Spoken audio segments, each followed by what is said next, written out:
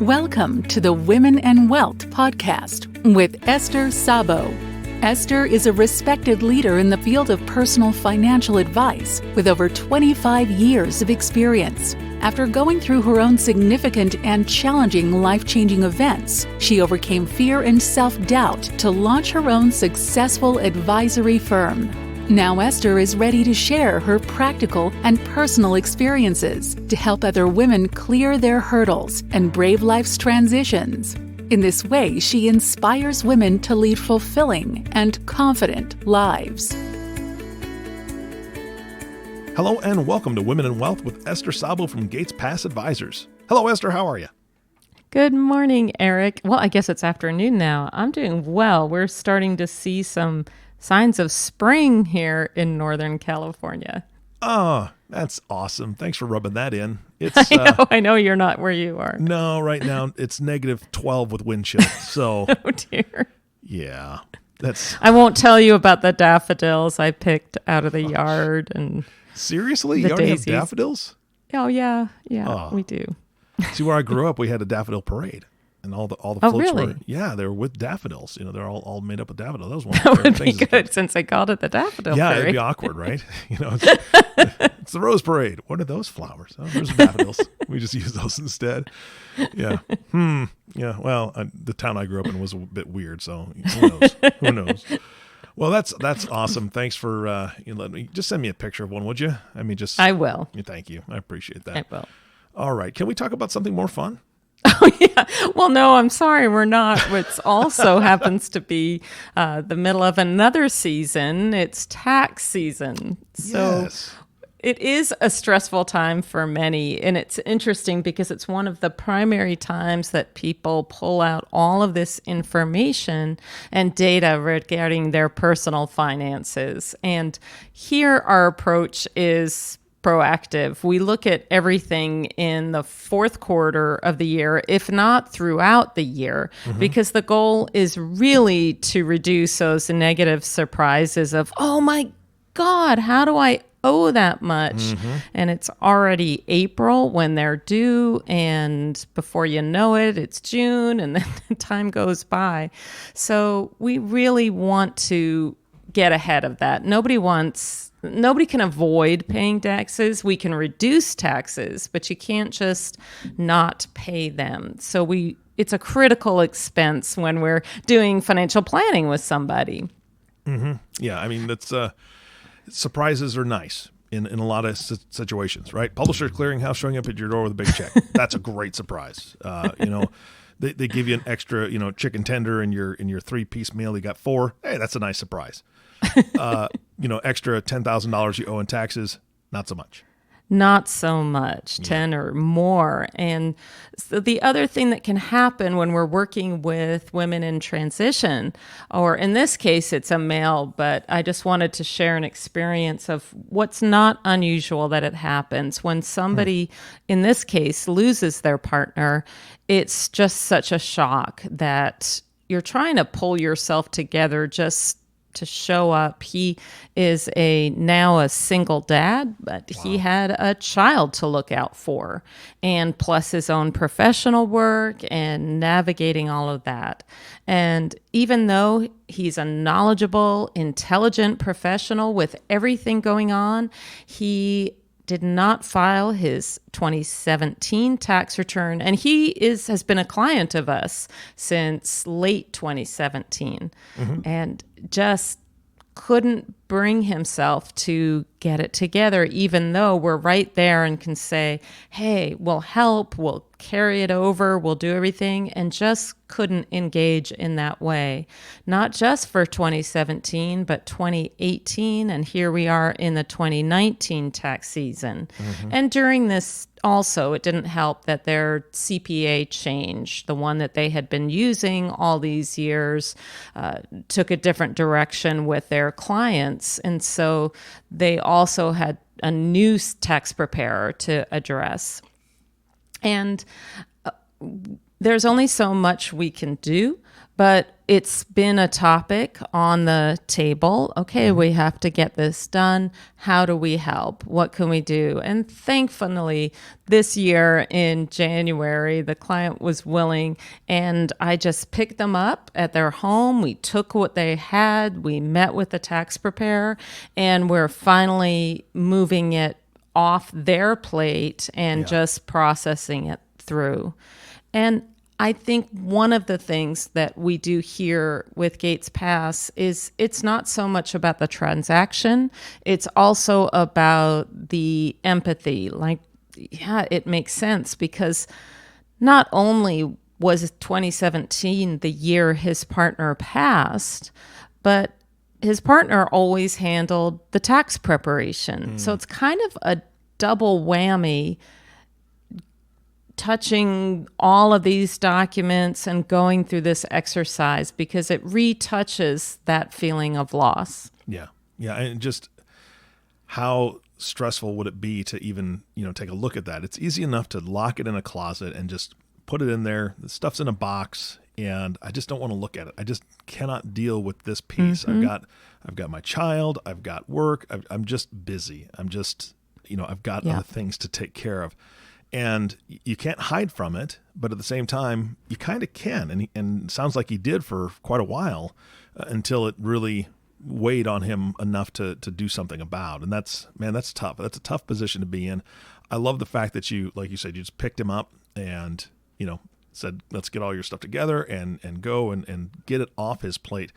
What a huge sigh of relief I can imagine, once he was able to walk out of the accountant's office with just saying, okay, I know that there's going to be some ramifications maybe there's some things owed, I don't know, but at least I know it's that we've started this process. Well, how did you know that that's what they said? Because that's true. What I would be saying. Yeah. When we walked out of the office, they just said, oh, thank you. I don't, and they were trying to figure out, gosh, I'm so responsible. How did I get stuck with this and in this? And it does make sense to me. And the other thing that responsible, professional people or just responsible humans, one of the things that a loss can do is just knock them off the center. It can do that to all of us.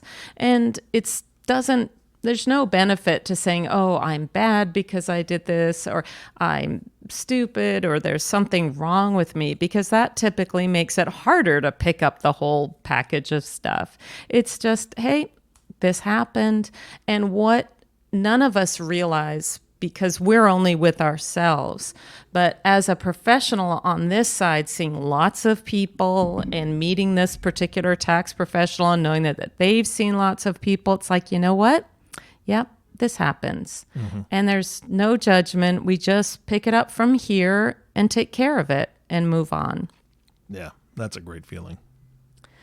So the other thing, on a more positive note, we will continue on here, is the other thing that's happening in our office is we just came off of a very strong year of returns in 2019 in the market.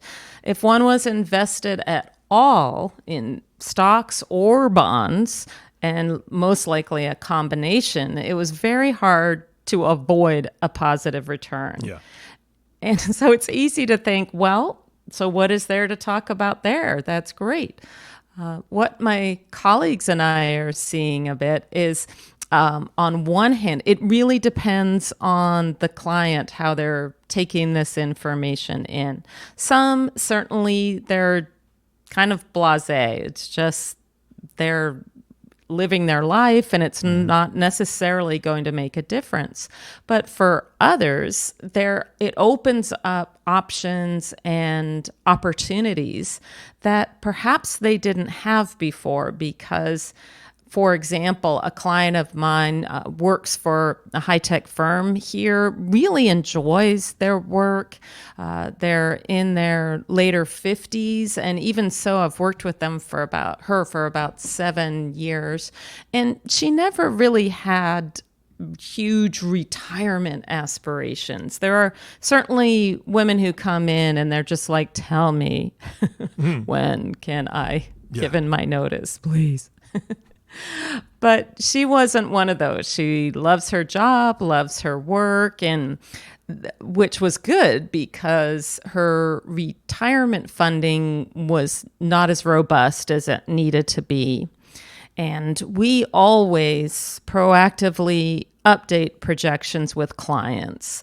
The software part of our plans, which is a part of financial planning, we like to review at the beginning of the year or at some point during the year. This is how things are looking now. And let's see if there's other options that we can address, or do we need to tighten up a bit based not so much on the portfolio for last year, but how much more money went out of the account than we thought would due to various circumstances. Mm-hmm. And for this person, with the update with the market adjustment for 2019, it really made a shift in terms of her options for ability to retire earlier than we had originally shown. And they could travel more, she could remodel. And it's so important to have those conversations, to take a look. And I know, and I have it in the back of my head, but I can imagine there may be some listeners, and perhaps you too, Eric, as well, who are saying, well, yeah, it was a good year, but what about next year or this year may not be so good. So do you just update and show a pretty picture and say, hey, everything's fine? It's always around the financial conversation. It has to go deeper than this. Really looks like you have buffer now that you didn't have before that would allow you to, should you desire, retire at such and such age. In this case, the person's age was about 62. And from there, we say, well, tell me, what's that like for you? What do you think? And even those who previously said, well, I don't care about retirement, it's interesting how when they see that it's possible, sometimes get a little excited about the fact that they have a choice now. Yeah, that would be exciting. I mean, if you're kind of thinking, well, normal age of retirement, 65 or 67, and then you're presented with a possibility of 62, even if you hadn't really necessarily looked forward to that and said, this is when I want to retire, I want to be done, like you were saying earlier, it would still be exciting to know that you could, you do have that choice. If you decided, hey, I've got some opportunities to do some travel and really need to take advantage of that while I'm this age instead of 70 or 70 and a half, right. Or 75, I should say. Yeah, I think anybody would be excited about that. But there's the flip side of the coin, like you were saying.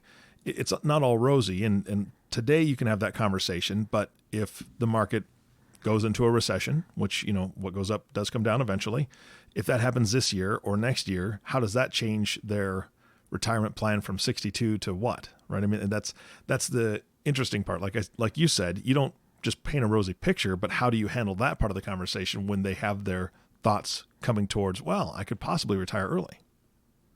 Yeah, and it's all about bringing consciousness to the data. It's, as I've done this over the last 25 years, what we always look at is, what does the trend look at this point? And certainly it was the fact that performance was very strong last year, but we see it over and over and over again that more of a determinant is how much money the client is spending each year. So in this case, for this client, there has consistently been planned expenses that they didn't spend for whatever reason. And for other clients, again, the same issue. It's like they can have a great market year, but with their spending being higher than they consistently plan, they've already spent it. And so it's not there to grow and compound for the future and for those times when the market will adjust, where there will be volatility. We've already seen some this year due to the coronavirus concern. We don't know what the other things coming up will be. Obviously, we all know about election and different changes going on. Still, we've got economic concerns, not in terms of immediate recession, but how long can we continue to grow, or at what pace and rate. So it's really wanting to avoid any kind of blindside about making sure we are shoring up for the downside when it comes. And one of the things I love behavioral finance, which talks a lot about the different biases all of us have with regards to how we interpret information and data. And when I say information and data, I don't necessarily mean charts and graphs and all of that, because as we go through our day, many of us have work that or doesn't involve charts and data, but there's a bias known as recency bias. And what it says is, it's a bias. It says, well, what will happen in the future will just be a continuation of how it's just been. There's, to illustrate it, there's a great cartoon, and you live in snow country. How much snow is on the ground now? Is there any? No. Well, okay. In yards, there's a little bit, but really it hasn't snowed in. I mean, we got a little flurry here and there in the last couple of days, but we're talking flurry as in, quarter of an inch, half an inch, just blowing around. But most of it's turned to solid ice, so it's just no fun at all. Oh, that's hard. Yeah. That's no fun. You can't ski on that. Correct. Yeah, you can slide on it, and a lot of people do. And you can fall on it. Yeah, not on their choice either. There they go. Yeah.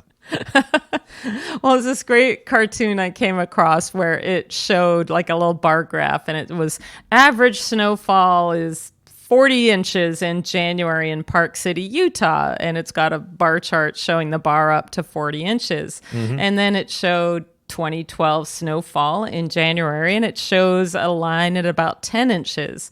And then there's a little thought bubble above saying, well, why did I just buy a 4-wheel drive? And that's just pointing out that that's what we do. We go, well, I know this is snowy or icy country, and so I'm going to protect myself using, for example, perhaps one just bought a disability policy or a long-term care policy or has owned one for a while and said, well, why did I do this? Because I'm healthy. Why should I? Even though the facts do show that, especially among women, we're more likely to have the need for long-term care because we outlive our spouses. And translating it to investments, coming out of the Great Recession that ended in March of 2009, from a market standpoint, it is still challenging for a number of families. But one could look at it and say, well, why do I bother to diversify? Why don't I just invest in large cap US? That's just the only thing that does well. And the interesting thing for me is having invested with clients through different periods way back to the late 90s when the question was, well, why invest in anything except tech stocks? What's the point? And that's all recency bias because we know what happened after March of 2000. Tech stocks, melted down. And boring companies, value companies were what led the way for the first part of the 2000s.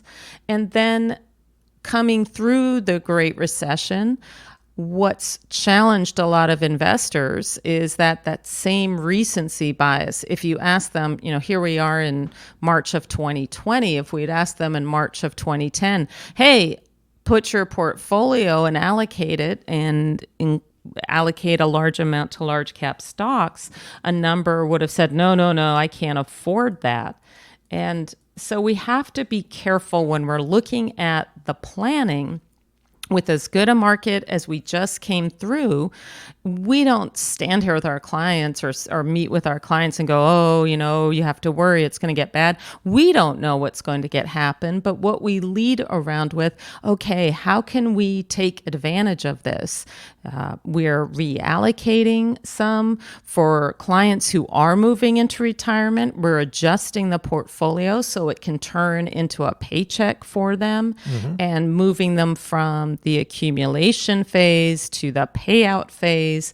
And that takes a while. And it's important to have, wherever in life, a proactive partner, whatever stage of life you're in, a proactive partner to look at things like, how will your taxes be impacted by each move and adjustment? How do we take advantage of the very nice market in 2019 to continue to build your financial foundation for your future? All right. The other thing, and I'll go to wrap up with this, is I'm finding myself meeting with more families, clients, husband and wife, who we've worked together for over 20 years here in Northern California, and discussing the fact that, they're mortal, they're may not be around for another 20 years of working together. And how do they want to discuss their finances with their children? Again, another transition to address. And I love these meetings when the adult children come in and we talk with them about, this is how your parents are allocated in terms of their investments. Do you have any questions, concerns, anything you want to talk about, so that they're really aware they can raise any concerns about stock market or bond market. And we talk about how we work with their parents. In a number of cases, they're aware that we're in the picture.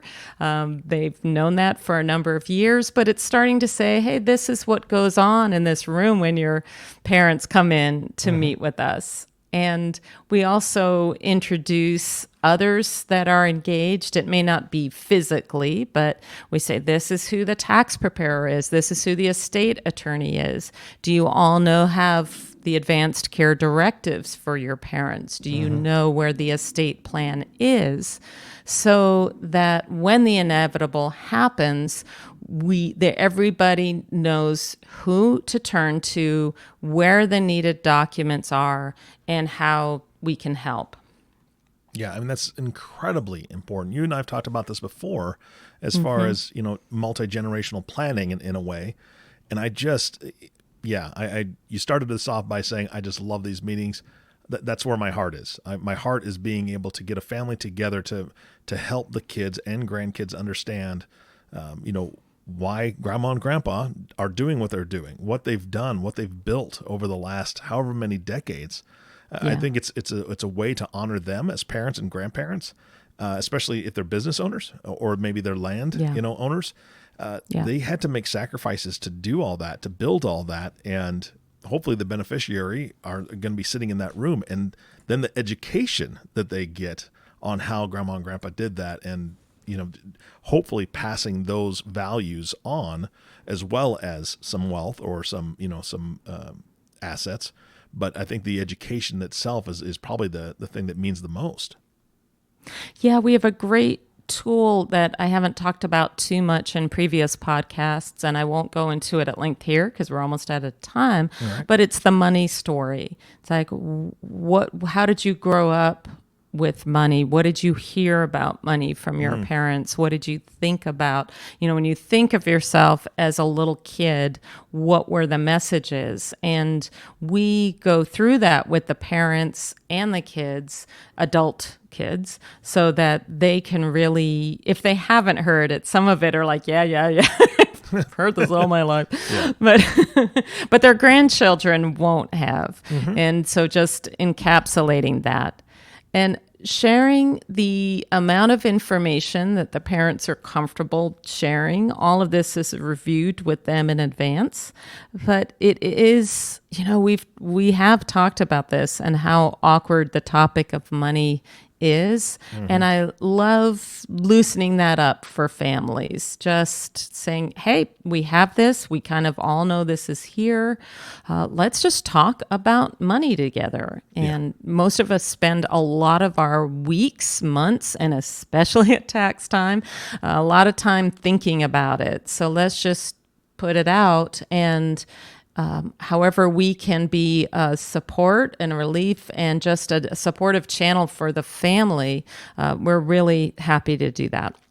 Fantastic. Yeah, like you said, our time is getting close to the end here. I would love to ask you about that, the money story at some point, maybe do a podcast revolved around that. Is that okay? Yeah, of course. I love the tools and I love these conversations. Yeah, that'd be fantastic. Anything else that we need to cover today? Well, I'm just going to give a quick preview of our next podcast because I will be interviewing a fiduciary, which it's a confusing topic sometimes because I'm a fiduciary on behalf of my clients due to my designations and the type of firm I have. I am held to a higher standard in that I must do what's in the client's best interest. But there's these also others you may have seen or heard of called public fiduciaries, and they're typically used for adults or special needs kids so that they won't be financially abused. So, and in a flip side of, I was just talking about family meetings with very intact and connected families, I'm also bringing in a professional who will talk about, what about other instances where the elders are abused by perhaps caregivers or adult children, and how do they navigate that? Or the adult children just live too far away. And this can be a challenge often for women who do care about their parents, but they're pulled professionally with their own children and want to be sure that their parents are being well protected. Yeah. Well, that'll be a fantastic podcast. I'm looking forward to that for sure. All right, Esther, thank you so much for your time today. Eric, it's always a pleasure. Thank you. You bet. And thank you all for listening to the Women in Wealth podcast with Esther Sabo. If you have not subscribed to the podcast yet, please click the subscribe now button below. This way, when Esther comes out with a new podcast, it'll show up directly on your listening device. This makes it much easier to share these podcasts with your friends and family. Again, thanks so much for listening today. For everyone at Gates Pass Advisors, this is Eric Johnson reminding you to live your best day every day. And we'll see you next time. Thank you for listening to the Women and Wealth podcast. Be sure to subscribe to the podcast so you receive notifications of new podcasts as they become available. Check out the website at www.gatespassadvisors.com for more information. This content is developed from sources believed to be providing accurate information. The information in this material is not intended as tax or legal advice. Please consult legal or tax professionals for specific information regarding your individual situation. The opinions expressed and material provided are for general information and should not be considered a solicitation for the purchase or sale of any security.